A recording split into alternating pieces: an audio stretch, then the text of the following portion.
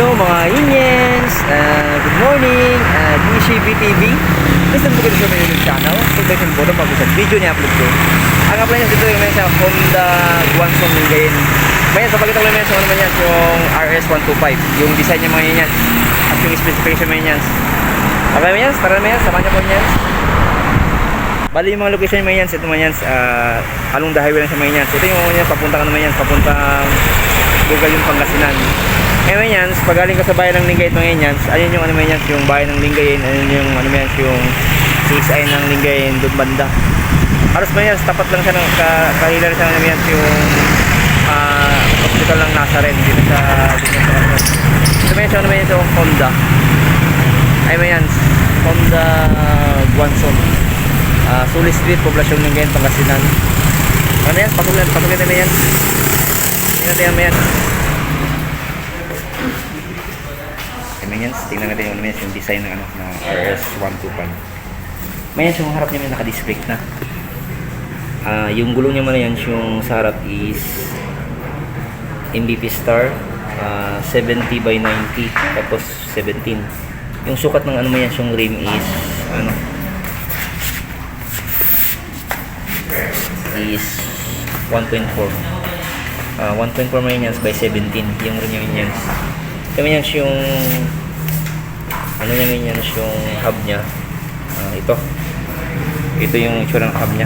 Saka sa display na siya. Tapos mo yan naka FI fuel injected siya man yan. Ano yan so ano yan yung bali yung yan sa likod is naka drum brake ka to. Drum brake. Tapos yung sukat ng ano yan yung sukat ng MVP Star yung gulong niya yan.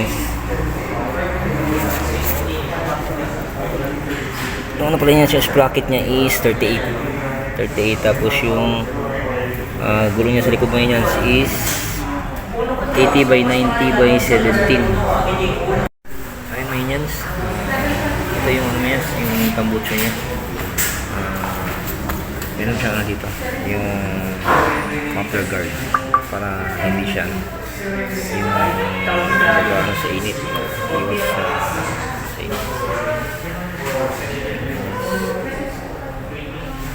Yung makina niya Honda.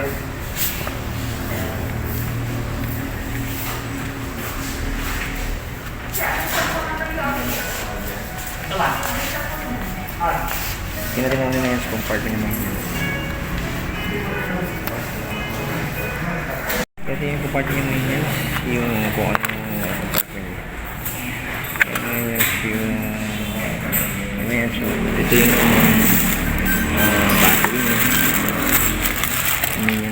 niya. Maganda naman. Subukan mo yan pinapaglagyan. Ito yung palit ng battery niya. Ito yung battery niya pala yan. Ito yung specification mo yan. Yung ano niya, yung fuel niya is 3.9 liters yung tank capacity niya. Yung design na sticker niya. Kumbaga yan. Ito yan yung high, low. Tapos yung klase niya, tapos yung busina. Tapos yan yung starter niya. Mayroon wala ng ilaw dito kasi nakadirekta na ito mga Indians. Ito yung fuel niya, empty fuel. Tapos ito yung may pansa mo yan, so nakaano siya kwart hanggang ano siya mo yan primera, segunda, tercera. At may speedometer niya, may yan. Okay naman yan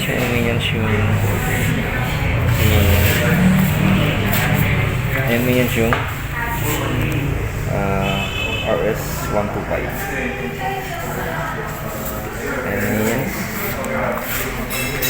Okay. So yun naman yan sa araw na ito dito sa Honda Guangzhou Lingayen. Okay may yan. Shoutout pala kay Ma'am Jules, siyang manager dito sa Guangzhou Lingayen, at saka kay Ma'am Amida. Small world kasi asawa pala siya ni Sir Ruben. Nakatrabaho ko sa Giante Express. Okay, Mayans. Sana sa mabuting kagalayan ngayon. God bless everyone. More power and keep safe and bye-bye!